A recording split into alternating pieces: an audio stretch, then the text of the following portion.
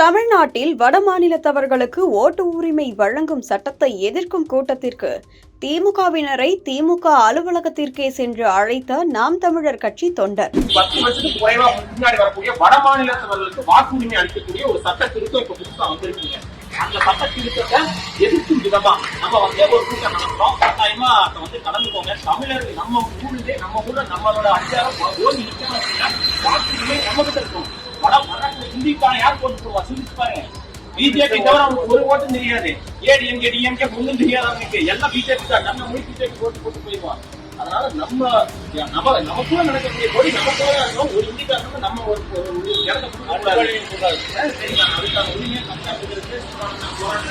தமிழ்நாட்டில் வடமாநிலத்தவர்களுக்கு ஓட்டுரிமை வழங்கும் சட்டத்திற்கு எதிராக நாம் தமிழர் கட்சியின் ஒருங்கிணைப்பாளர் செந்தமிழன் சீமான் அவர்கள் தீவிரமாக குரல் எழுப்பி வருகிறார்.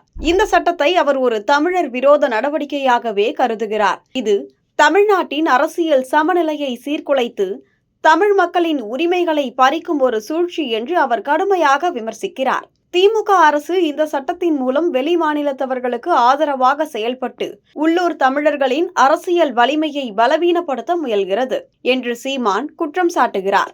இது தமிழ்நாட்டில் தமிழர்களின் அடையாளத்திற்கும் அவர்களின் வாக்குரிமைக்கும் எதிரான ஒரு ஆபத்தான முயற்சி என்று அவர் எச்சரிக்கிறார். சீமான் இந்த சட்டத்தை திரும்ப பெற வேண்டும் என்று வலியுறுத்தி தமிழ் மக்களை ஒன்றிணைய அழைப்பு விடுத்துள்ளார். அவரது பேச்சுக்கள் தமிழ் தேசிய உணர்வை தூண்டுவதாகவும் தமிழர்களின் உரிமைகளை பாதுகாக்கும் வகையிலும் அமைந்து உள்ளன.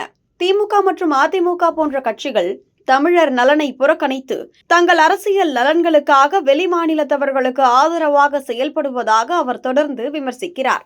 இதற்கு எதிராக நாம் தமிழர் கட்சியின் தொண்டர்கள் திமுக அலுவலகத்திற்கு நேரடியாக சென்று இந்த சட்டத்திற்கு எதிராக போராட்டங்களை நடத்தி தமிழர் உரிமைகளை வலியுறுத்தியுள்ளனர்.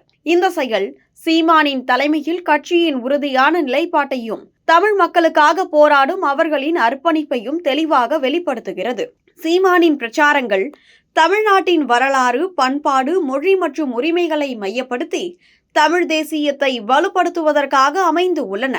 அவர் தமிழ்நாட்டின் எதிர்காலத்தை தமிழர்களே தீர்மானிக்க வேண்டும் என்று வலியுறுத்துகிறார். இந்த சட்டத்திற்கு எதிரான அவரது போராட்டங்கள் தமிழ் மக்களிடையே பரவலான ஆதரவை பெற்று வருகிறது. சீமான் தமிழர் அடையாளத்தை திரிக்க முயலும் எந்த ஒரு முயற்சிக்கும் எதிராக துணிச்சலுடன் நிற்கிறார்.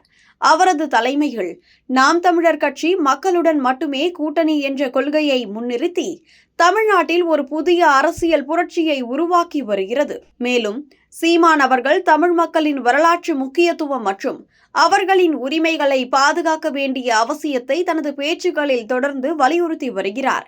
இந்த சட்டத்தை எதிர்ப்பதன் மூலம் தமிழ்நாட்டில் உள்ளூர் மக்களின் அரசியல் உரிமைகளை காக்கவும் தமிழர் அடையாளத்தை உயர்த்தவும் அவர் முயற்சிக்கிறார். நாம் தமிழர் கட்சியின் இந்த போராட்டங்கள் தமிழகத்தில் திராவிட கட்சிகளின் ஆதிக்கத்தை உடைத்து தமிழ் மக்களின் உண்மையான குரலை முன்னெடுக்கும் ஒரு முக்கியமான முயற்சியாக பார்க்கப்படுகிறது.